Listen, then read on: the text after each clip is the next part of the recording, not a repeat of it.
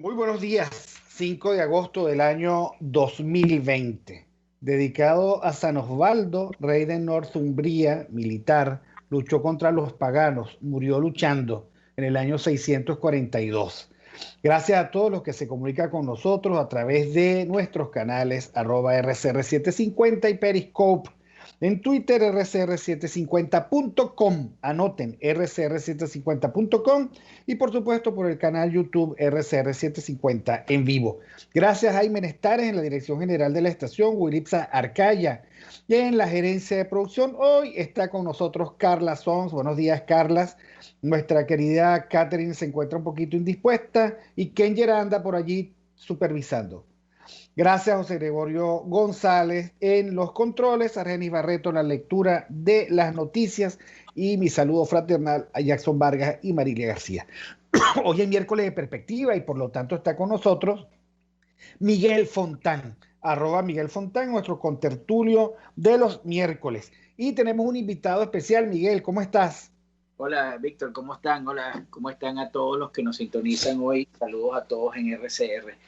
Sí, tenemos un invitado especial, no solamente por su profundidad en el análisis, sino por su sentido del humor que combina perfectamente con esa profundidad.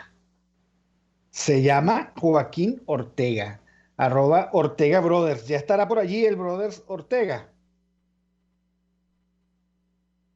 Bueno, estamos esperando por Ortega Brothers. Lo vamos a llamar al teléfono local, al teléfono de su casa. Se lo mandé a Kenger.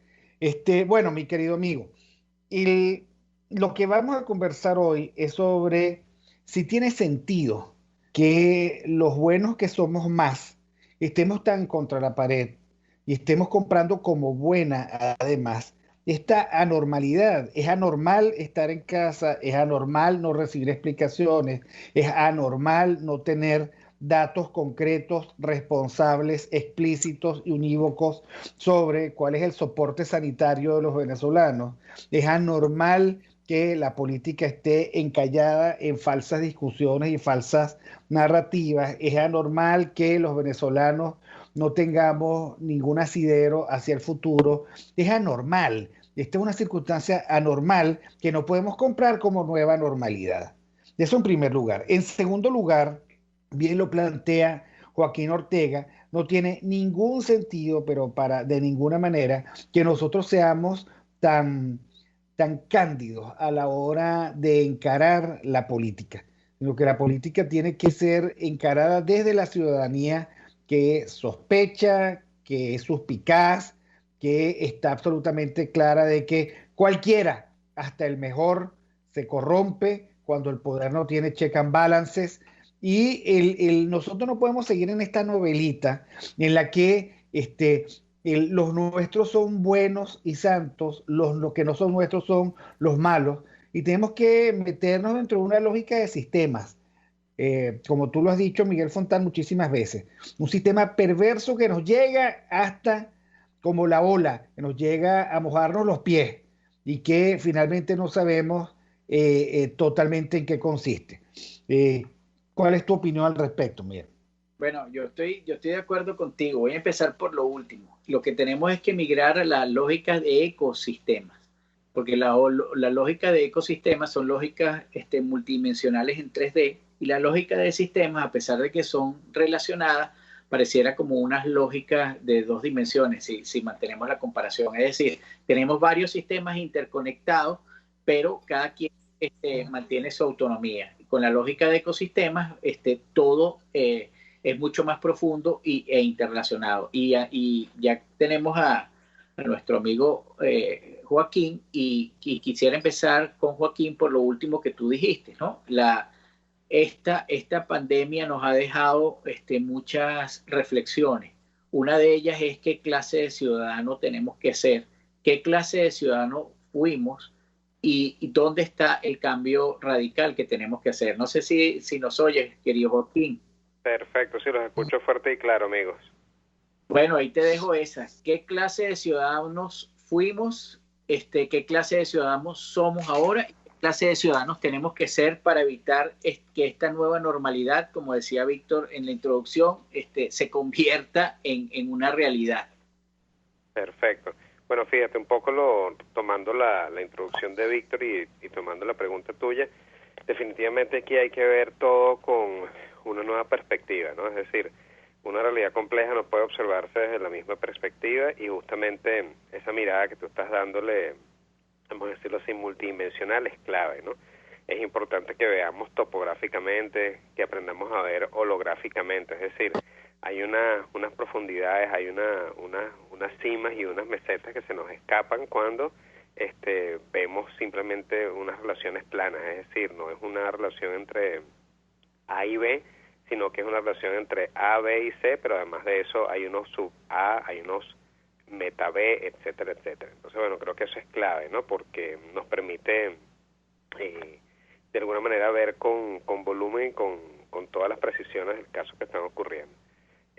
Lo que ocurre en el marco internacional y en el marco nacional con este cuento de la nueva normalidad es simplemente una suerte de amaestramiento de la sociedad en función de las necesidades de los nuevos reacomodos del poder. Es decir, la nueva normalidad se puede ver desde el punto de vista psicológico, económico, político, social, y lo que primero que nos genera es básicamente un ciudadano que está conectado con el miedo. Yo a esto le he dicho el marketing del terror, es decir, desde el día 1 que aparece la pandemia no estamos viendo números de avance de la solución, sino simplemente una especie de cuentagotas, macabro de muertos. Es decir, todos los días vemos, tanto en el exterior como en Venezuela, 700 muertos, 10.000 muertos, 8.000 muertos, 5.000 muertos, etcétera, etcétera. Entonces, no estamos viendo ni avances en la medicina, ni avances en los tratamientos, porque desde el día 1 tampoco tenemos un diagnóstico claro, es decir, estamos enfrentando a algo que no se sabe a ciencia cierta, porque básicamente lo que estamos viendo son los efectos del padecimiento, es decir, no sabemos todavía si es una mezcla de SARS con SIDA, si nos ponemos más conspiranoicos, no sabemos si es una mezcla de una vieja malaria con una nueva malaria, no sabemos si justamente todo este marketing del terror lo que ha generado en los cuerpos humanos es básicamente una reticencia a la salud, porque bueno, en la medida en que estás estresado, inevitablemente no vas a sanar. Entonces, bueno, son esas grandes preguntas, ¿no? A mí me trae esto muchísimos ecos. Yo tuve un profesor de música en paz descanse que murió de HIV, que en los primeros años uno, bueno, dice, bueno, sí, murió de HIV, pero la pregunta que nos hacíamos después, ya nosotros más grandes, saliendo del conservatorio, era si efectivamente él había muerto de esa enfermedad o fue del cóctel letal de medicamentos locos que le dieron, porque a ese señor le dieron de todo, pues. Entonces, la gran pregunta es si los medicamentos que se están usando no son más bien un exceso ante el tema humano, ¿no? Un exceso ante la posibilidad, pues, de que el mismo cuerpo se regenere y tenga las defensas altas. Entonces, bueno, psicológicamente es otro punto importante que hay que desarrollar. Lo que estamos generando con la nueva normalidad es un ciudadano asustado, conectado directamente con unos miedos primigenios, además un miedo sin rostro, porque bueno, justamente un miedo invisible es un miedo a la nada, y ese miedo lo que hace es que seas una persona mucho más obediente. En la medida en que estás restringido en un solo sitio, corres con el riesgo también de que cuando salgas te pase lo que le ocurre a los presidiarios que han tenido largo tiempo en prisión, que es básicamente que tienes el miedo al otro. Es decir, las personas actualmente tienen miedo al otro, no solamente el distanciamiento, llamado distanciamiento social, que es básicamente el distanciamiento físico, mal entendido como distanciamiento social.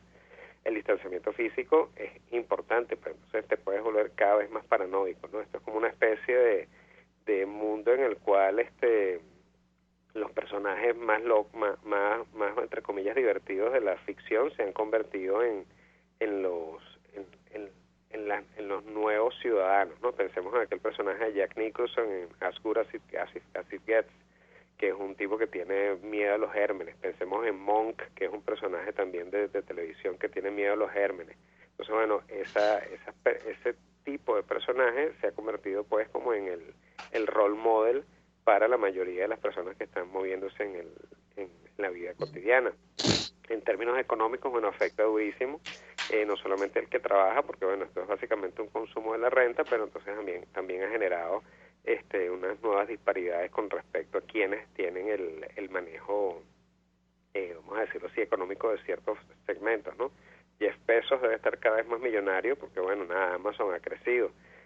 Segmentos como el delivery han crecido, pero otros segmentos como las librerías, bueno, que ya estaban de mal en peor, ni te cuento, ¿no? Igualmente eso creo que ha venido afectando directamente a muchos, vamos a decirlo así, muchos grupos económicos intermedios y pequeños, ¿no?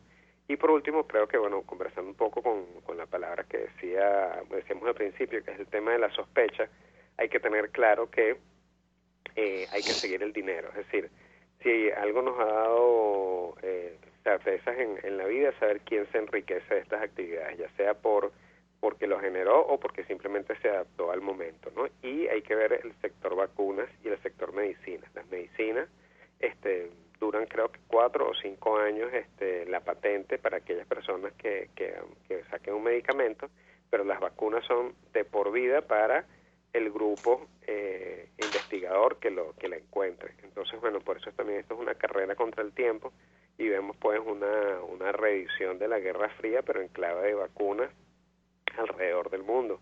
Hay una persecución por encontrar la vacuna, tanto por el tema de la salud como por el tema de adjudicarse ese premio que les va a significar millones de dólares. Se nos acaban los ceros, me imagino, para saber cuántos millones de dólares van a estar detrás de ese descubrimiento. Entonces, bueno, creo que importantísimo. Hay que ver básicamente quién está detrás de esto, cuáles son los efectos ciudadanos que genera y la observación de Miguel, que creo que es importantísimo. Es decir, hay que ver esto en un juego multinivel, casi que un juego de multiverso, porque efectivamente unas cosas pasan en planta baja, otras cosas pasan en el piso 1, otras cosas pasan en el piso 2, pero otras cosas están pasando también en el sótano y en el subsótano. Claro, el tema, Joaquín, es en qué lugar estamos nosotros. Cuando uno oye tu exposición, uno dice, bueno, en primer lugar, nosotros estamos en los confines, en la parte de atrás de un ecosistema que es, digamos, muy dinámico, por decirlo menos. En nuestra discusión es parroquial. La política que se plantea en Venezuela es de soldados rasos. Tal y como se plantea, no es que esta misma política no juegue las grandes ligas del mal, pero digamos, con vista al ciudadano, aquí no hay nada, hay un vacío narrativo. Uno ve, digamos, la Asamblea Nacional y la Asamblea Nacional, la agenda es todos los días, es un concurso para ver cómo logran hacerla más mediocre. La discusión está en las referencias al vacío y a la nada, y creo que el senador Rand Paul en Estados Unidos, creo que así se llama, lo dijo con absoluta claridad. Bueno, eso que está ocurriendo en Venezuela es el sinsentido absoluto.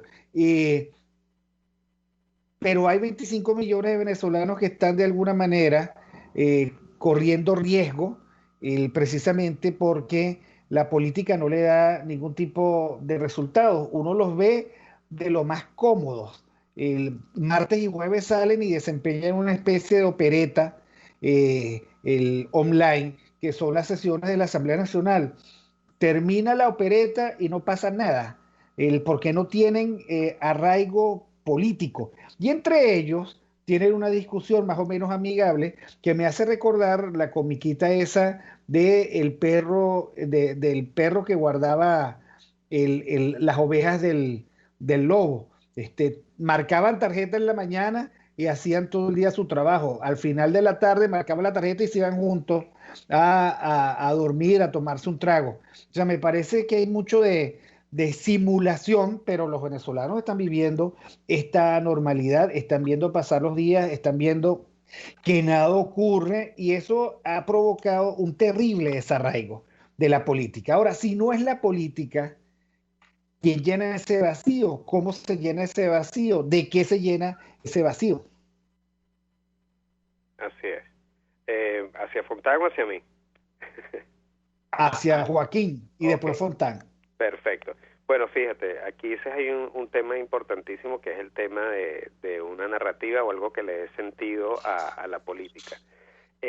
Bueno, definitivamente, donde estamos actualmente viviendo es, vamos a decirlo así, es una suerte de galpón, es una suerte de depósito de los intereses internacionales, ¿no? Es decir, en la medida en que Venezuela perdió su rumbo autónomo, no digámoslo ni siquiera como república, sino como actor principal de los, vamos a decirlo así, de las principales recursos naturales y de las ventajas comparativas que tenía con respecto al resto de los países. En la medida en que perdió ese norte, se perdió pues su capacidad de negociación. Venezuela se convirtió, y bueno, lo hemos conversado en otras oportunidades, en una especie de paraíso de la extracción, ¿no? Es un paraíso de extracción de bienes naturales, de oro, de piedras preciosas. Primero fue el petróleo, después vino el tema del arco minero. Es decir, estamos siendo constantemente extraídos para el mantenimiento de economías foráneas.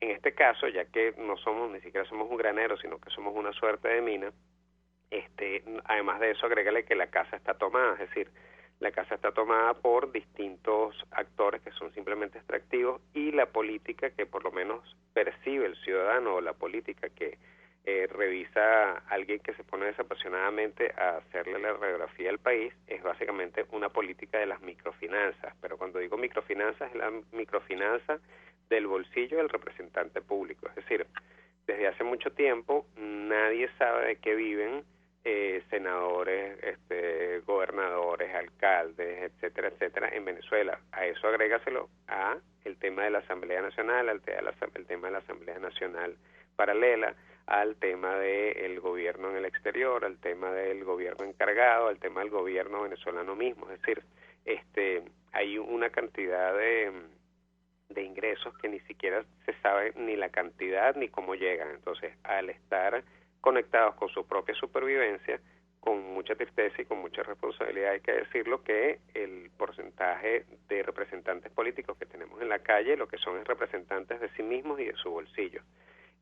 Para nadie es un secreto la manera escandalosa como algunos de ellos viven, de una manera opípara, almuerzos y vidas opíparas, una absoluta y total desafección con el día a día. O sea, me ha pasado, o sea, en estos días vi a un personaje que no voy a nombrar en una bomba, en una camioneta espacial de millones de dólares, que se notaba el desprecio por personas que estaban pidiendo comida. Entonces, imagínate, ¿no? Si esos son las personas que tienen un mínimo de conexión con la gente, que queda para los demás, ¿no? Entonces creo que el punto aquí es que están trabajando en términos políticos para sus microfinanzas, para su propia supervivencia, y esto no es más que un mientras tanto. Es decir, estarán sirviendo de alguna manera de una suerte de personeros o personajes, mejor dicho, en donde están defendiendo, como dices tú, martes y jueves, en una especie de obra de teatro bufa, y luego el día siguiente se dedicarán a lo mismo que están haciendo, que es básicamente la conexión con el resto de los negocios que puedan mantener aquí en Venezuela, como los que puedan mantener en el exterior. Es decir, es básicamente están tratando de sacar todo lo que puedan sacar de Venezuela para después tener su pensión de vejez en el exterior cómodo. Entonces, el punto es la política como se ha entendido, es decir, existen unas narrativas explicativas con respecto a lo que está ocurriendo, pero digamos que son pocas las cabezas visibles de la política nacional las que le dicen a las cosas lo que son. Es decir, están llamando a las cosas por su nombre, le ponen el cascabel al gato, le dicen al animal que están viendo el nombre del animal y no le dicen que es un ventilador o que es un morral o que es un sofá. Es decir, son muy pocas las personas desde el punto de vista político que hacen el análisis correcto. ¿Por qué? Porque lamentablemente, y de nuevo aquí entra el tema de sospecha, que no es un tema de paranoia ni de conspiranoia, es decir, si muchas personas no llaman a las cosas por su nombre, no dicen dónde están ocurriendo los elementos de corrupción, es que lamentablemente tienen una doble agenda o no están preparados para el poder político. O peor aún, como hemos dicho en otras oportunidades, nada mejor que hacer el papel de una oposición fiel y dócil. Grito de vez en cuando, soy un perro que ladra, pero cuando se abre la reja me recojo otra vez y me guardo en mi casita. Miguel, tenemos 4 minutos antes de ir al corte de las noticias. Joaquín, bueno, en estos 4 minutos te voy a dejar una reflexión. Fíjate, tu intervención me lleva, y la de Víctor, me lleva a regresar a esa distinción que no está resuelta, porque no tiene totalmente el consenso entre lo que es la política y lo que es lo político. Si nosotros para esta conversación entendemos la política como aquel desarrollo de las actividades públicas que se dan en torno a las instituciones, esa política está gangrenada, esa política está colapsada y esa política es inútil para poder salir del sistema. Si entendemos lo político como aquello que tú mencionabas antes, donde están todos los manejos del poder que no son visibles a través de relaciones institucionales, sino relaciones de violencia, de fuerza, a través de conjuros y a través de conspiraciones, pues el ciudadano se encuentra desvalido porque es muy difícil para el ciudadano a través de estos años ver que lo público está fuera de la política, es decir, de las instituciones, de la Asamblea Nacional, de los diputados mediocres, incluso esas muy pocas personas, como tú lo has mencionado, que señalan las cosas tal como son, que señalan los eventos tal como ocurren y que señalan los actores tal como realmente son, terminan metiéndose en esa dinámica de la política entendida como relaciones institucionales. Yo quisiera que nos comentara cómo puede hacer el ciudadano para empezar a ver lo político, ver la dimensión de eso político para poder exigir una política entendida como la actividad a través de las instituciones distintas, porque no solamente están corrompidos los actores, están corrompidos las instituciones, están vaciadas de contenido las instituciones y solo tenemos unos significantes vacíos que sirven como atadura para que el ciudadano sea sumiso o piense que ya no hay nada que hacer. Así es. Bueno, pero vamos un momentico al corte.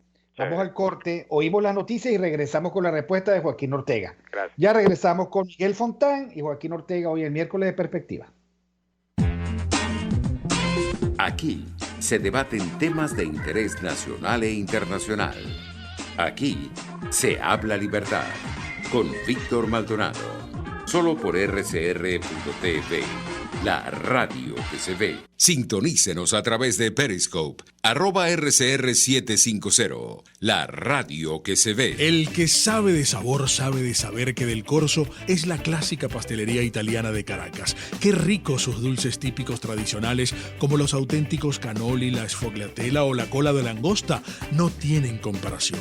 La pasta seca de almendras y chocolate o su gran variedad de tortas, cumpleaños, bodas, bautizos o comuniones, reuniones familiares o eventos corporativos. Teléfono 0212-941-1971. Pastelería Del Corso, la pastelería italiana por tradición y excelencia. En Global Therapy seguimos comprometidos con tu rehabilitación física. Te ayudamos a recuperarte de tu postoperatorio y en el alivio del dolor. Búscanos en el Centro Comercial Multiplaza Paraíso y a través de Twitter e Instagram. O llámanos por el 0414-390-7434. Y no olvides lavarte las manos con agua y jabón y cumplir con el distanciamiento social. Global Therapy y despídete del dolor. Puedes seguirnos en nuestras redes sociales. En Twitter, @RCR750, la radio que se ve. Informe RCR presenta titulares.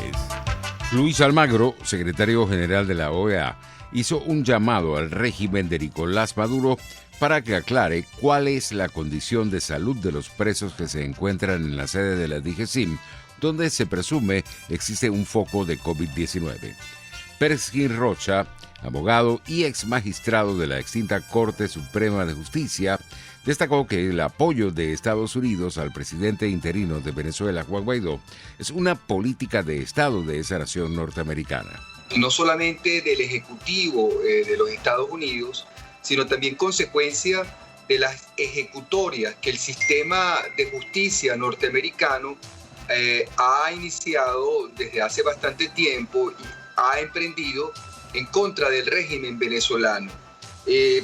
Sucede que también la política norteamericana es una constelación de factores que no siempre tienen voz unánime, hay homogeneidad en el planteamiento. Más allá de nuestras fronteras, el presidente de Estados Unidos, Donald Trump, sugiere que la explosión en Beirut fue un ataque con bomba. Y en los deportes, el pelotero dominicano Albert Pujols llegó a 659 jonrones en su carrera, quedando a solo uno de ascender al quinto lugar en la lista de los mejores de todos los tiempos del béisbol profesional de las Grandes Ligas. 11:31, continúen con Aquí se habla libertad.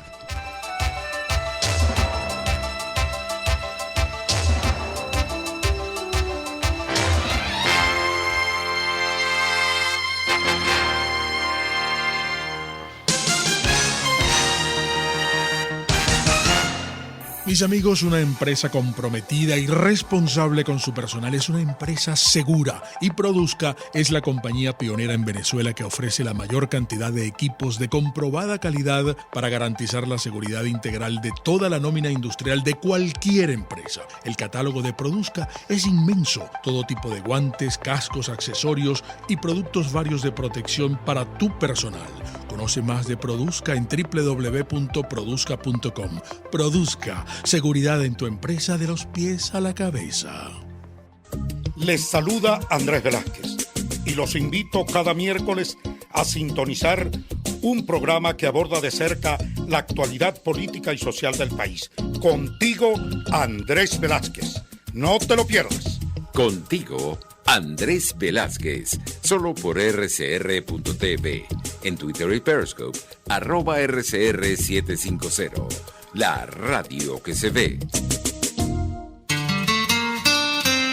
RCR 750 AM, porque lo bueno une.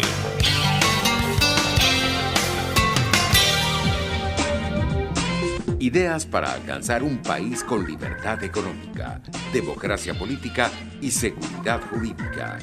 Aquí se habla libertad con Víctor Maldonado, solo por rcr.tv, la radio que se ve.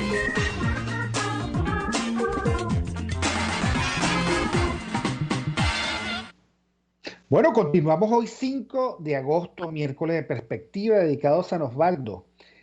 Con Miguel Fontán y con Joaquín Ortega, @Ortega Brothers. Joaquín, Miguel Fontán había dejado antes del corte una reflexión y una pregunta para ti. Entonces es todo tuyo el micrófono.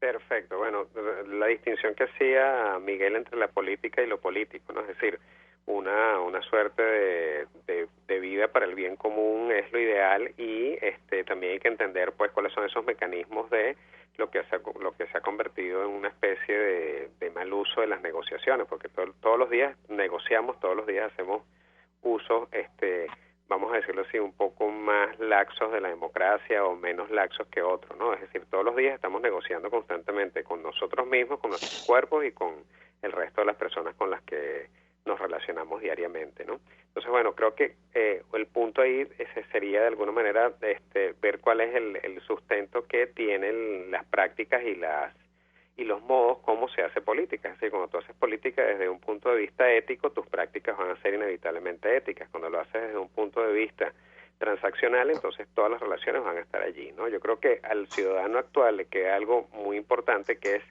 recordar la memoria. Por supuesto, estamos sometidos justamente a un experimento biopolítico en donde no tenemos carbohidratos suficientes, donde tenemos malas proteínas, donde dormimos mal, donde no tenemos calidad de vida, donde estamos sometidos a la angustia, al marketing del miedo del bioterror, que significa el tema del coronavirus y el COVID-19. También tenemos la constante angustia a la cual hemos estado sometidos los venezolanos en los últimos 20 años, ¿no?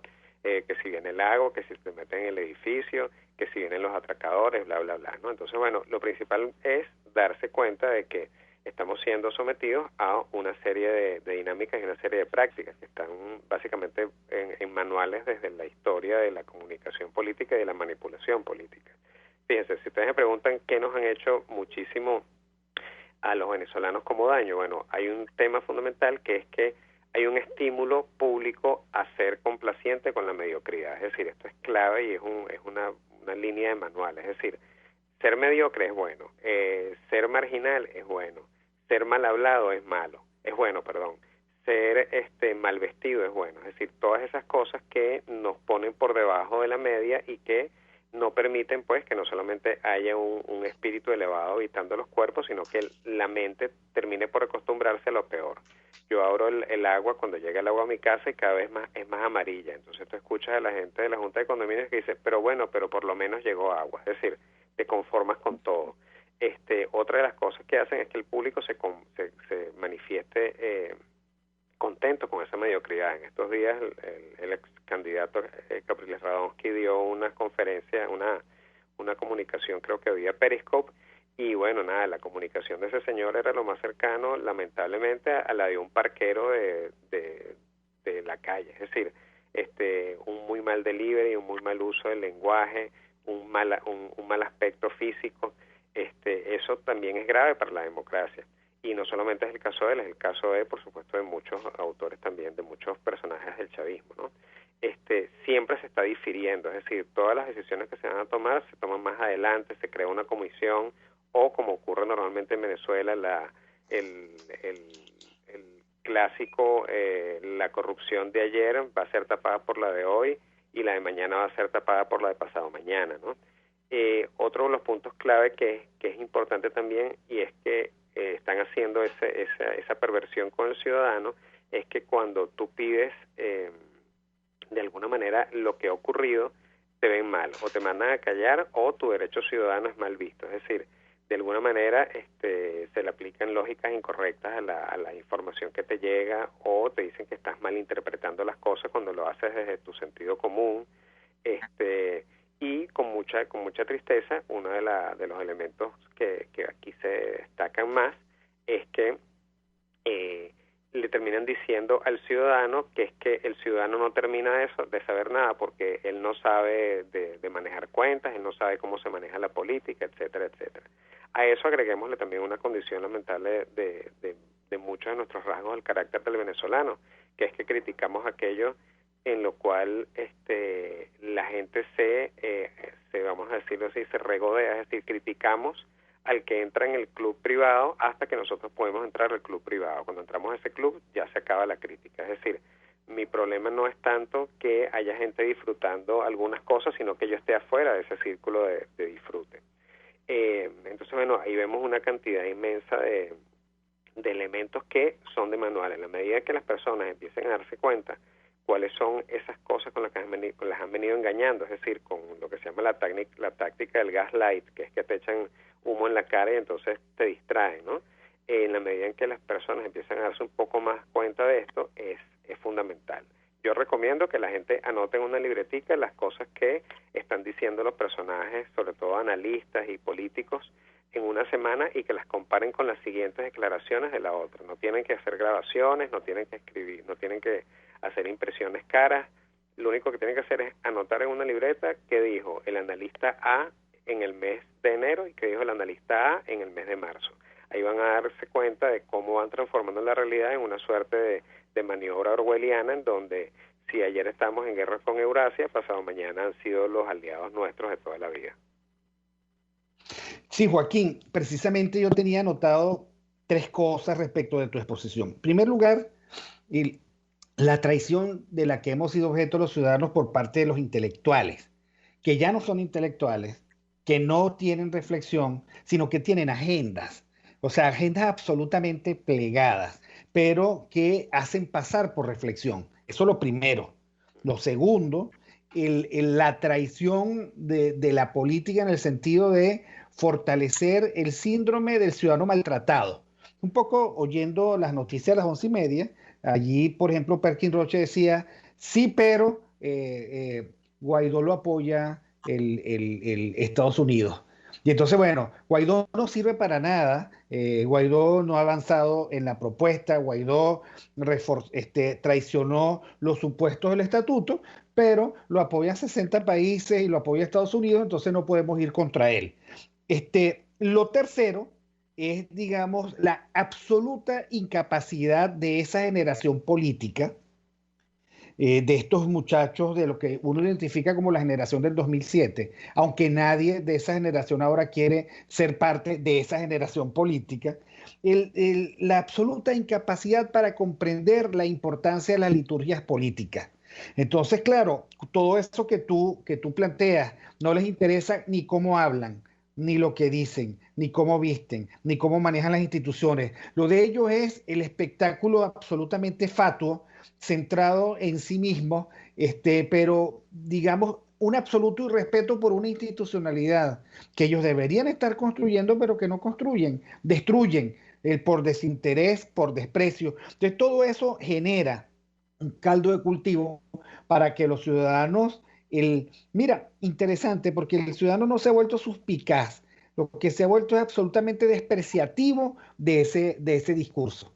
Entonces el discurso del ciudadano maltratado, o sea, me lo tengo que calar porque los demás lo apoyan. ¿Sirve para algo? No sirve para nada.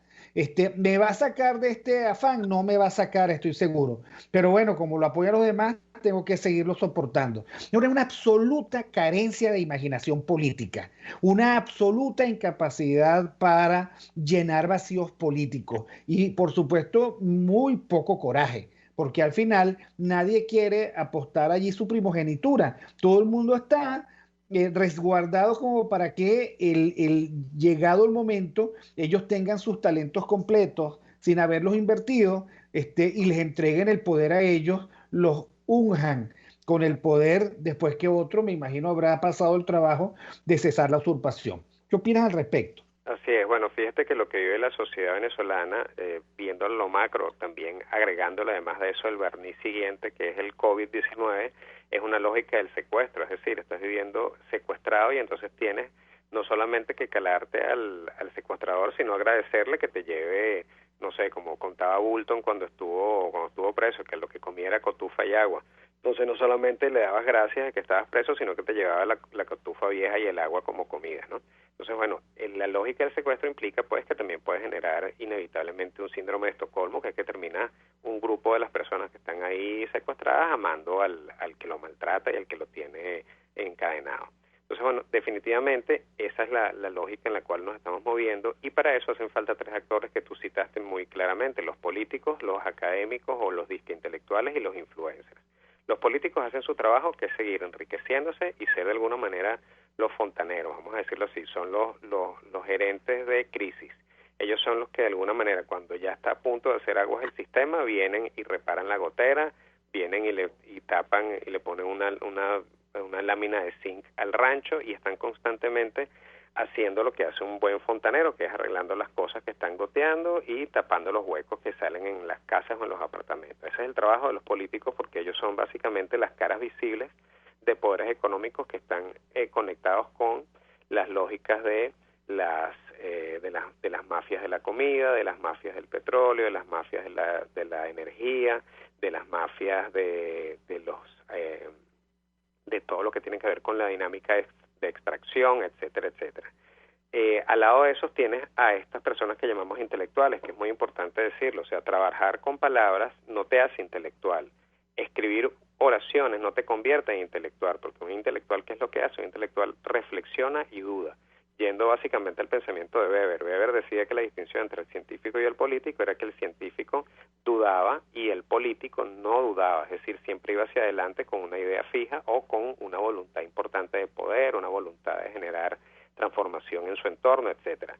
Los científicos sociales tenemos ese deber, es decir, dentro de un salón de clases y en la calle necesitamos poner en duda las cosas que vemos. Por supuesto, llegamos a algunas certezas, pero con un proceso de duda continua. Un verdadero científico social duda, y por eso cuando tú ves en Internet y en Twitter y en Instagram a estos académicos, a estos llamados escritores que opinan cosas, bueno, eso no está mal, o sea, está bueno que opinen porque la opinión pública es importante, pero no es posible que alguien que haya escrito 3 o 4 libros o más libros de literatura donde hable de temas dramáticos humanos pueda llegar a unas reflexiones sustanciales de política y de economía a la cual debería llegar un economista serio o un estudioso de la política serio.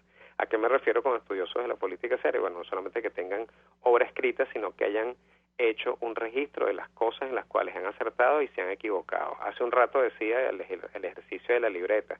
Si usted toma a la mitad de los, vamos a decirlo así, de las personas que trabajan con estadística y que hacen vida hacen una suerte de ejercicio propagandístico de la estadística, cuando usted pone por escrito todas las cosas que han hecho a lo largo de un año o tal vez antes, se van a dar cuenta que se dicen y se desdicen. O sea, ya son personas que dicen, mira, lo más seguro que va a pasar mañana, bueno, lo más seguro es que quién sabe. Y la gente, por su desespero, compra esa reflexión como algo absoluto y cimero, ¿no?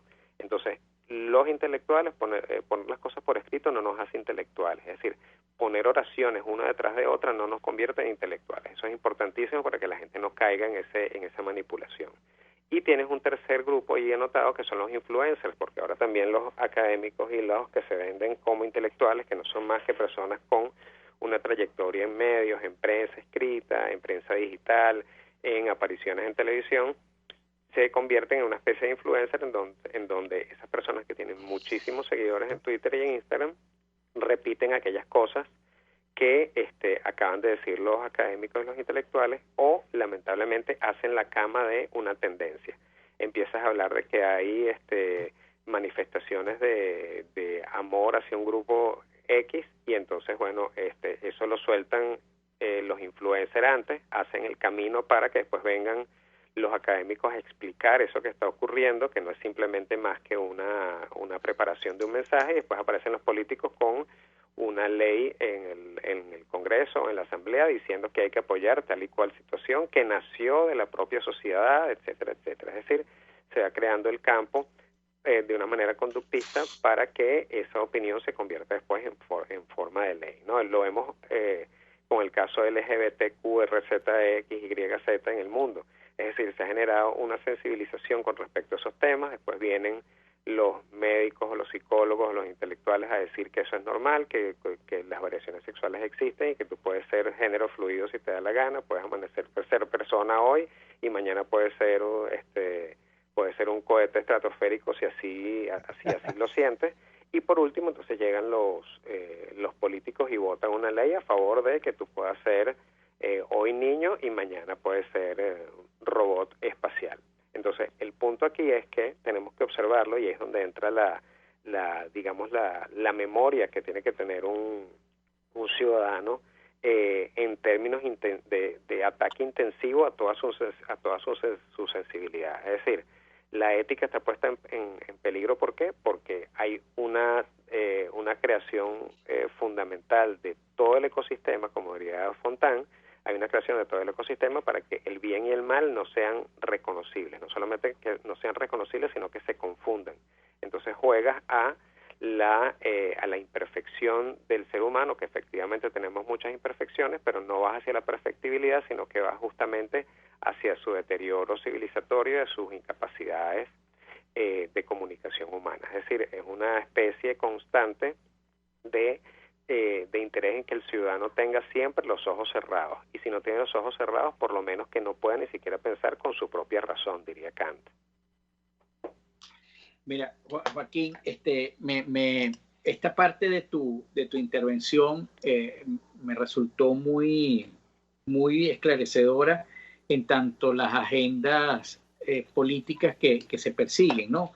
Esa distinción que tú haces de influencer académicos y políticos, en tanto que el influencer coloca el tema, el académico desarrolla el contenido de ese tema y el político acciona en función de ese tema, creo que es fundamental para que los ciudadanos podamos empezar a comprender cómo se van manejando y desarrollando todos los temas que hoy vivimos alrededor de la pandemia y del poder.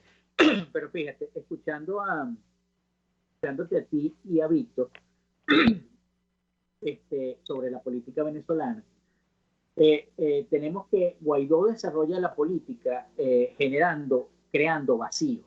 Es decir, cada vez que Guaidó aparece haciendo acción política, lo que se crea es un vacío enorme en el sentido del bien común y de la libertad y de la solución a esta crisis. Pero la oposición venezolana se pega de ese vacío y lo que trata es de mantener su identidad dentro de ese vacío. Es decir, todo el mundo va acumulando vacío. Ese vacío hace que el ciudadano vea lo político como algo que no trasciende, que lo que hace, como tú decías, es desarrollar agendas particulares y que no ve ninguna acción beneficiosa dentro de la política. Sin embargo, el Estado sigue existiendo y la política entendida, como lo decíamos antes, a través de las instituciones, siguen existiendo, pero ya no para aquellos ciudadanos probos y virtuosos, sino para aquellos ciudadanos maleantes y traficantes de esperanzas, es decir, aquellos que utilizan a los influencers, a los académicos y a los políticos para materializar unas agendas que en estética van hacia el bien común, pero que en la realidad van al beneficio material de sí mismos, ¿no? En este sentido, dado que ese Estado va a seguir ahí, esas instituciones van a seguir ahí vaciadas de ética, vaciadas de moral y llenas de corrupción, criminalidad y tráfico de influencia, ¿cómo puede el ciudadano enfrentar ese poder soberano fáctico que se ha convertido el Estado venezolano y en otros países también va hacia esa transformación como ocurre en España? Perfecto. Bueno, fíjate que justamente todo lo que de alguna manera describes que han hecho los políticos, en este caso le tocó a Guaidó, pero es básicamente lo mismo que hizo Ramos Alup no hace nada. Es decir, aquellas personas que ocupan el cargo en la Asamblea Nacional, que pudo haber ocupado tanto Ramos Alup como Juan Guaidó, han hecho lo mismo. Es decir, son lo que hemos dicho hace un principio, pues los técnicos de refrigeración de una nevera que se dañó. Entonces, bueno, hoy se le dañó la puerta, se la arreglo para que se mantenga. La gente se dio cuenta que están entrando cucarachas o están saliendo cucarachas de la nevera, entonces le pones un poquito de veneno por debajo y así van, ¿no? Entonces, bueno, estos personajes que son los fontaneros del sistema, no importa el nombre, lo importante es la función. Es uno de los puntos clave que tiene que tener bien visto el ciudadano. Es decir, ¿qué hace falta? Lo hemos dicho millones de veces, es terrible decirlo, pero hace falta pedagogía política, hace falta una revisión de cómo funciona el sistema político venezolano, cómo funcionaba y cómo está funcionando ahora, cuáles son los actores, y eso implica pues un trabajo constante de, vamos a decirlo así, no solamente de alerta, sino de dejar de lado las cosas mínimas que tú estás haciendo. ¿Qué ha ocurrido en el caso venezolano?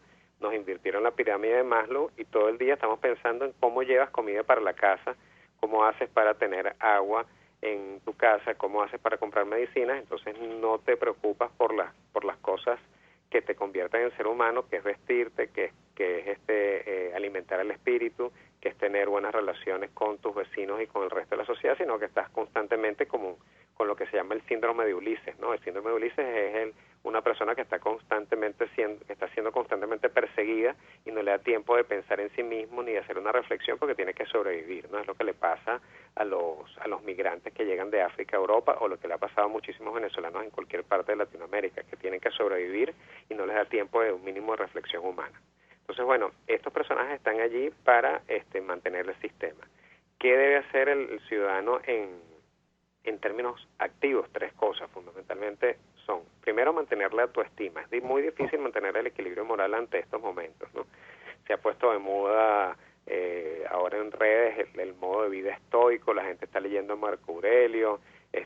Bueno, esas cosas son importantes. El estoicismo es parte también de la construcción judeocristiana, es decir, ¿por qué vamos a las religiones? Vamos a las religiones por supuesto, por unas cosas que es la creencia en seres sobrenaturales. Creemos en ciertos ciclos históricos que pueden estar por encima mejor dicho, pueden estar por debajo de los designios de Dios, etcétera, etcétera.